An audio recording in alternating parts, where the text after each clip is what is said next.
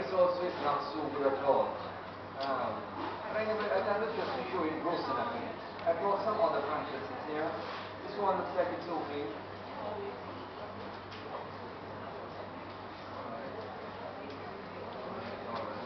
Yeah, this looks to be a nice pancreas here. So, the pancreas is a lobulated exocrine / endocrine organ. Okay? So it has an exocrine and an endocrine portion. It's lobulated, so there's a delicate capsule around the pancreas.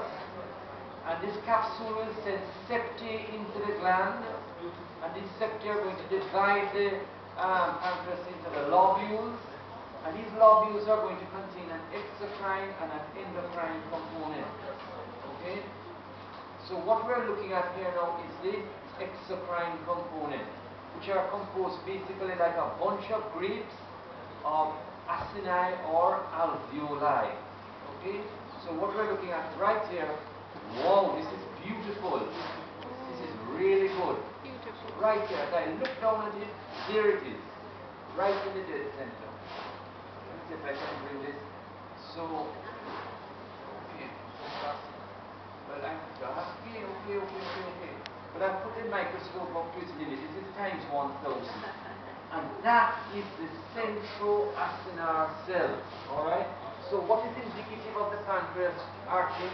When you go into the exam, how do we identify pancreas versus submandibular gland or whatever, serosecreting gland? Now the examiner must be a fair examiner. And what do we notice? What do we notice, Archie?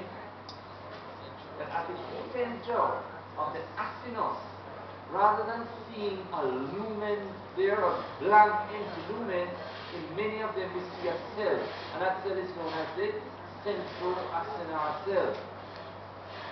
And that centroacinar cell is really, what's happening is like the intercalated duct is pushing itself right into the lumen. So what you're seeing there is one of the cells of the intercalated ducts.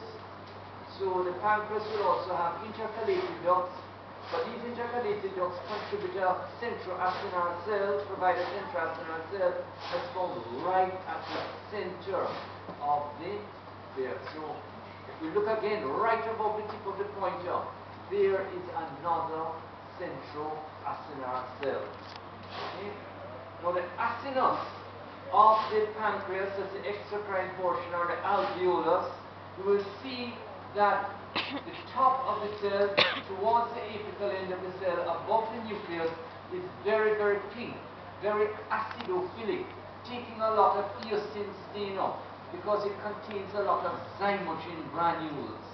So there are a lot of zymogen granules, all the various digestive enzymes, etc.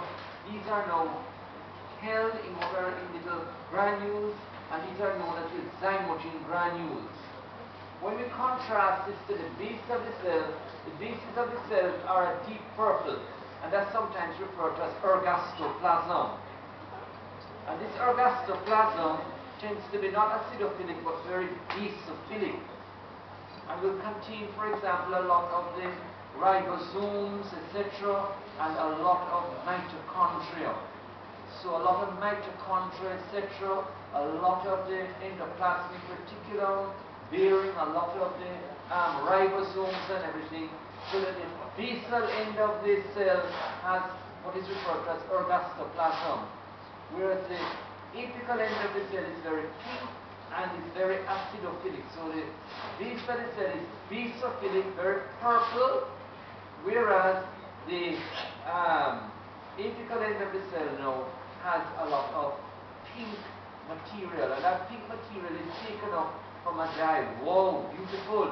So that's a massive centroacinar cell right at the center of the acinus. Okay? So in an exam, the examiner, Sean, may just take a piece of this and ask you to identify. Alright?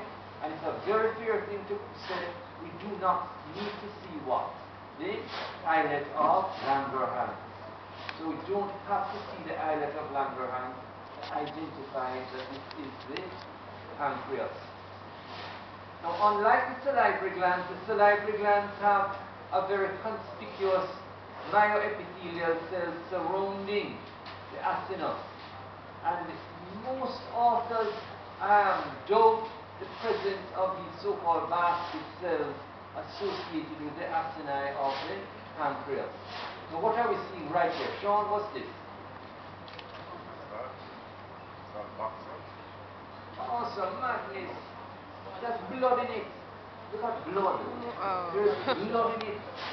And here is the what? The sinusoidal spaces. In that sinusoidal spaces, there's a lot of what? Blood. A lot of blood. So this is showing you that no, this is the what? The endocrine component of the pancreas. These are the islets of Langerhans. Islets of Langerhans, which looks basically like a massive anastomosing cord of cells. So imagine like a big snake, all wound up, and intervening between them there are the sinusoidal spaces. So it's an anastomosing cord of cells formed by your alpha, beta, and delta cells. Okay? There may be some new cells there that I don't know about. But last time I heard there were alpha, beta, and delta cells. Okay? Now, we would have to use a special dye to differentiate these cells. And I don't think in your slide boxes you have this special stain pancreas. So for exam purposes, Dr. Soj, we must remember for exam purposes that when we're setting pancreas, the students don't have these special stains, Gomorian, aldehyde function and all of that. No. They only have just the clean standard one, H and E. So they don't have all those fancy slides. So what we want is that they just, when we're monitoring the setting, that they are just setting using what? H and E. Alright? So these H and E slides, and once again, Sean, there you see right at the tip. What do you see, Sean?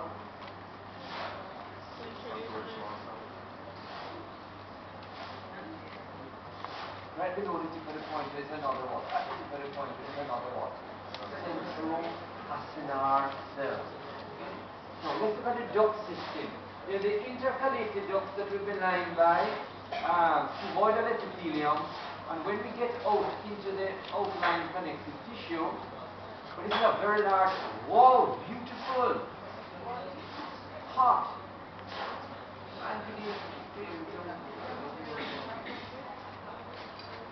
hot.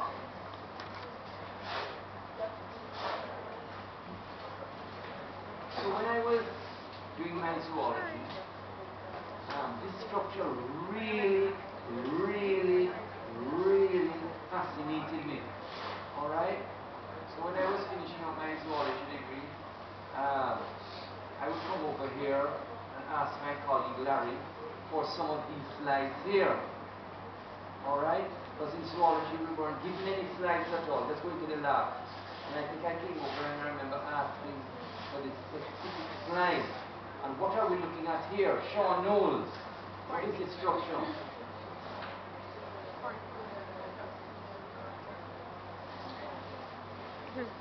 And looks like a what? An onion in cross section. Alright? Some of them are beautiful onion-like structures. And these are the Pacinian corpuscles. These are pressure receptors. These are the Pacinian corpuscles. So, and the pancreas has a lot of Pacinian corpuscles in there. And if you study the cat pancreas has just riddled with Pacinian corpuscles, right? The cats have a lot of Pacinian corpuscles. Just want to point out to you that not all animals have gall bladders, right? Like the rat doesn't have a gall bladder, the camel doesn't have a gall, the camel doesn't, the horse has no gall bladder, and the rat doesn't. But we don't need to know all of these things, rat and cats and all that. Just to say anyway, so Courtney, why do you think